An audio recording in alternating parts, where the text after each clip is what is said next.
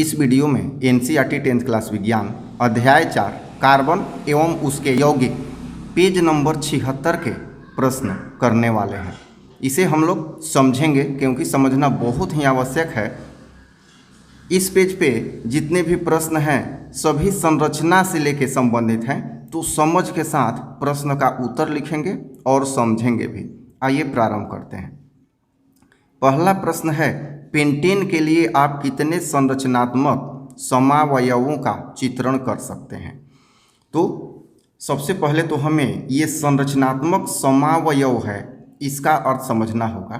देखिए, समावयव का मतलब होता है कि किसी यौगिक का संरचना सूत्र तो समान हो, मतलब अगर उसमें 10 हाइड्रोजन है तो 10 हाइड्रोजन होंगे और 4 कार्बन है तो 4 कार्बन होंगे, किंतु उसका स्ट्रक्चर अलग अलग होगा।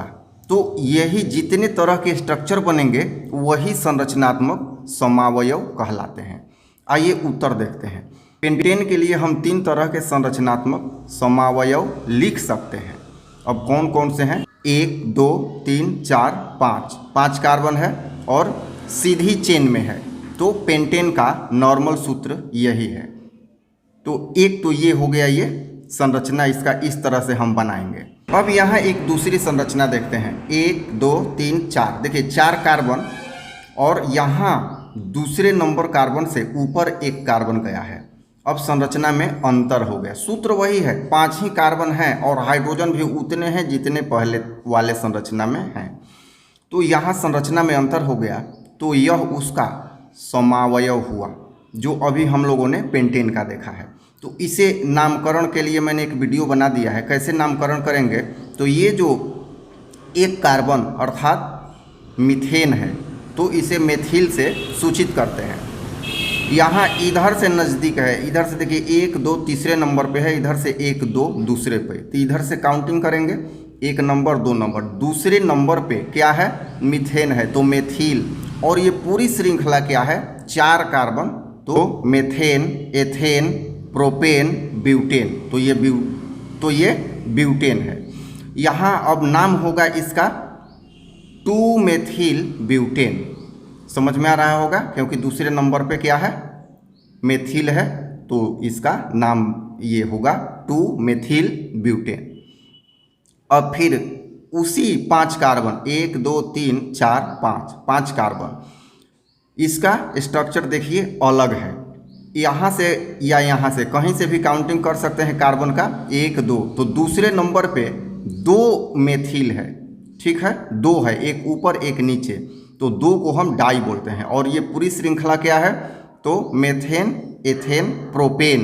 तो यहाँ हम नाम लिखेंगे इसका 2 डाई मेथिल प्रोपेन। देखिए यहाँ डाई मेथिल, डाई 2 को बोलते हैं और मेथिल है यहाँ पे दूसरे नंबर कार्बन पे, तो 2 डाई मेथिल प्रोपेन। तो एक हो गया यहाँ पर पेंटेन और दूसरा 2 मेथिल ब्यूटेन और तीसरा 2 डाई मेथिल प्रोपेन। ये 3 संरचनात्मक समावयव हैं C5H10 के लिए।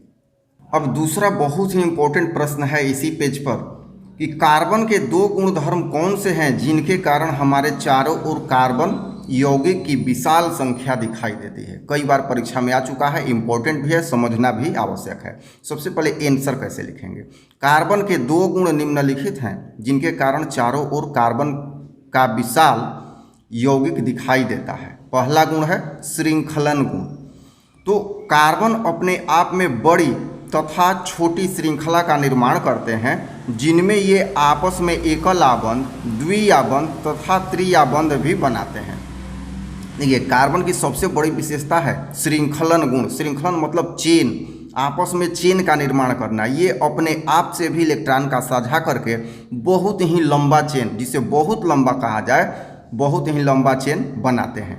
तो एक ये गुण है इसका कि श्रृंखलन गुण है, और आपस में ये या तो एक इलेक्ट्रॉन की साझा या और आपस में ये एकल आबंध, द्विआबंध, त्रिआबंध, मतलब सिंगल बॉन्ड, डबल बॉन्ड और ट्रिपल बॉन्ड भी बनाते हैं और लंबी श्रृंखला बनाए जाते हैं। महत्वपूर्ण गुण है संयोजकता का 4 होना। देखिए, कार्बन की संयोजकता 4 होने से प्रत्येक कार्बन के लिए अधिकतम 4 सहसंयोजक आबंध चाहिए।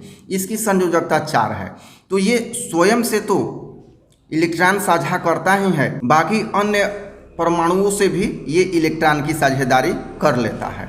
जैसे हाइड्रोजन हुआ, क्लोरीन हुआ, ऑक्सीजन हुआ, बहुत सारे ऐसे परमाणु हैं जिससे ये इलेक्ट्रॉन की साझेदारी करके उनके साथ आबंध का निर्माण करता है। सिंगल आबंध, डबल आबंध इस तरह से बनाता है, जो कि संयोजकता 4 होने के कारण ही हो पाता है। क्योंकि कार्बन के पास 4 इलेक्ट्रॉन है तो साझेदारी इसे और 4 इलेक्ट्रॉन की करनी पड़ेगी, जिससे इसकी विशाल संख्या दिखाई पड़ती है और विशाल समूह वाला यौगिक दिखाई पड़ता है। तो यही मुख्य रूप से 2 गुण हैं, एक श्रृंखलन गुण और एक संयोजकता का 4 होना। इसे आप याद रखेंगे। तीसरे नंबर प्रश्न में C5H10 अर्थात साइक्लोपेंटेन, साइक्लोपेंटेन का इलेक्ट्रॉन बिंदु संरचना यहाँ पे दर्शाना है। तो साइक्लोपेंटेन का संरचना यहाँ पे दर्शाना है। तो यहाँ साइक्लो का मतलब होता है गोल घेरा, मतलब चेन ऐसा हो जो कि गोल हो जाए। जैसे यहाँ देखिए साइक्लो पेंटेन है तो 1 2 3 4 5 कार्बन और ये गोल घिरे हुए हैं, कहीं इसका छोर नहीं है। अब देखा जाए यहाँ तो 5 कार्बन ये हैं, तो पांचों कार्बन आपस में एक एक इलेक्ट्रॉन की साझेदारी करते हैं। तो क्या हो गया, पांचों इलेक्ट्रॉन एक ऊपर से लेगा, एक नीचे से, तो ये 2 इलेक्ट्रॉन हो गया और 4 पहले से है 6 इलेक्ट्रॉन, और 2 हाइड्रोजन से साझेदारी करेगा तो 6 2 8 अर्थात अष्टक पूरा हुआ। तो इस तरह से प्रत्येक कार्बन की साझेदारी होगी। प्रत्येक जो बड़ा गोल घेरा देखिए यहाँ बनाया गया है, इस प्रत्येक गोल घेरे में 8 इलेक्ट्रॉन होंगे, क्योंकि ये कार्बन के गोल घेरे हैं। और ये हाइड्रोजन है तो इसके लिए हम लोग को पता है, पहले वीडियो में समझ चुके हैं कि 2 ही इलेक्ट्रॉन चाहिए। तो ये एक एक इलेक्ट्रॉन की साझेदारी करेगा कार्बन के साथ यहाँ प्रत्येक कार्बन पर। तो इस तरह से ये संरचना निर्मित होती है। ये साइक्लोपेंटेन की इलेक्ट्रॉन बिंदु संरचना है।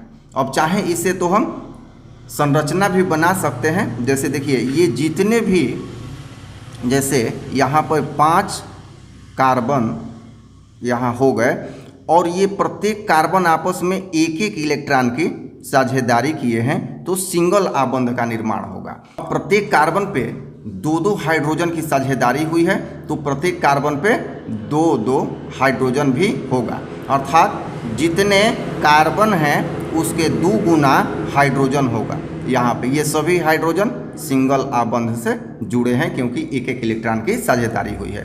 तो इसी से ये निर्मित होता है। ये स्ट्रक्चर हमको पता है तो ये बना लेंगे, या ये बना लेंगे तो ये पता चल जाएगा। तो इस तरह से C5H10 का यहाँ इलेक्ट्रॉन बिंदु संरचना देख लिया गया, और इसी के आधार पर अगर जरूरत पड़े तब ये इसकी संरचना है। चौथा नंबर प्रश्न, निम्नलिखित यौगिक की संरचनाएं चित्रित कीजिए। इसके लिए मैंने एक वीडियो समझा के बनाया हुआ है। तो अब यहाँ पर पुनः समझ के साथ हम लोग एक एक प्रश्न करते चलेंगे। पहला है एथेनोइक अम्ल।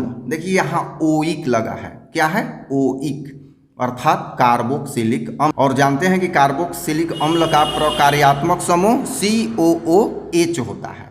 तो यहाँ देखते हैं एथेनोइक मतलब 2 कार्बन, मेथेन एथेन, और ओइक है तो इस पे डबल बॉन्ड O और OH जुड़ा रहेगा, तो हो गया एथेनोइक अम्ल। समझ में आ रहा होगा। ब्रोमोपेंटेन, देखिए यहाँ पेंटेन, कैसा पेंटेन, ब्रोमो, तो ये बतला दिया गया है। पहले pentane, methane, ethane, propane, butane, pentane हो गया।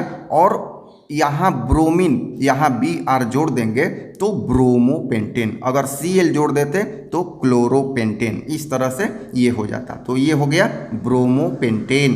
दूसरा है ब्यूटेनोन। देखिए ओन अर्थात कौन सा प्रकार्यात्मक समूह है, कीटोन। कीटोन का ओन अनुलग्नक होता है।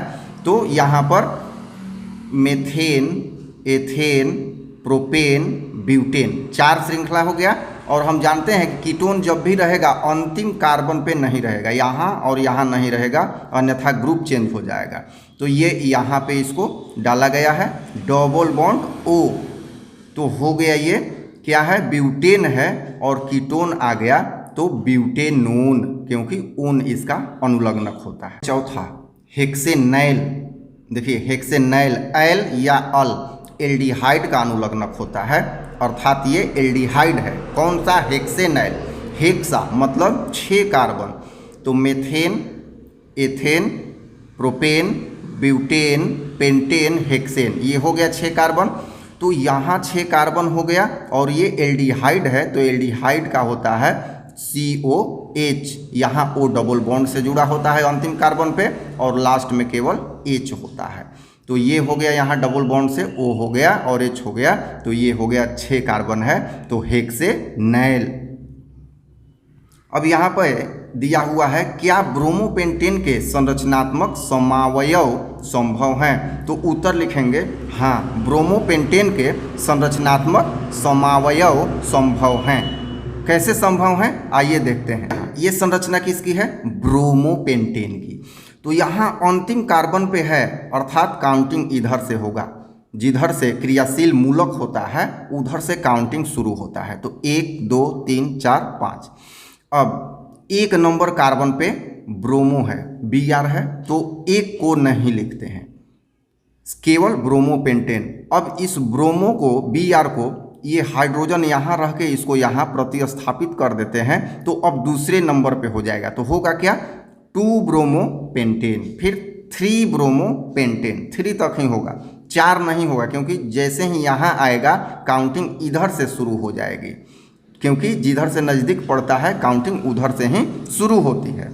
तो इस तरह से संरचनात्मक समावयव संभव है। अब 5 नंबर प्रश्न, निम्न यौगिकों का नामकरण कैसे करेंगे? अब देखिए नामकरण पे है, इसके लिए भी मैंने एक स्पेशल वीडियो बनाया है कि कैसे यौगिक का नामकरण करते हैं।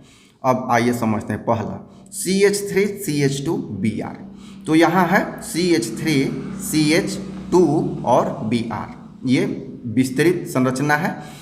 ये हो गया मेथेन, एथेन और ब्रोमीन लगा है, तो हो गया क्या? Bromo ethane. जैसे 3 रहता तो ब्रोमोप्रोपेन। दूसरा प्रश्न, ये दिया हुआ है HH है, एक ही कार्बन है, डबल बॉन्ड से O है, अर्थात अंतिम कार्बन पे डबल बॉन्ड O और H है, तो ये क्या होता है? ये एल्डिहाइड होता है। ध्यान रखिएगा, एल्डिहाइड के अंत में CHO होता है, चाहे ये ऊपर हो या नीचे हो, उससे मतलब नहीं होता है। अंतिम कार्बन पे जब एक ऑक्सीजन डबल बॉन्ड से हो और एक हाइड्रोजन हो तो वो क्या होता है? एल्डिहाइड होता है। और कितने कार्बन हैं? 1 कार्बन है, तो एक को मेथेन कहते हैं और एल्डिहाइड का अनुलग्नक एल होता है, तो हो गया मेथेनैल। समझ में आ गया होगा, ये क्या हुआ? मेथेनैल। तीसरा नंबर, यहाँ पे ये संरचना है, तो काउंट करते हैं 1 2 3 4 5 6 कार्बन है। स्पष्ट हो गया कि हेक्सा होगा। यहाँ ये आइन होगा, क्योंकि ट्रिपल बॉन्ड में आइन होता है, डबल बॉन्ड में इन होता है और सिंगल बॉन्ड में एन होता है।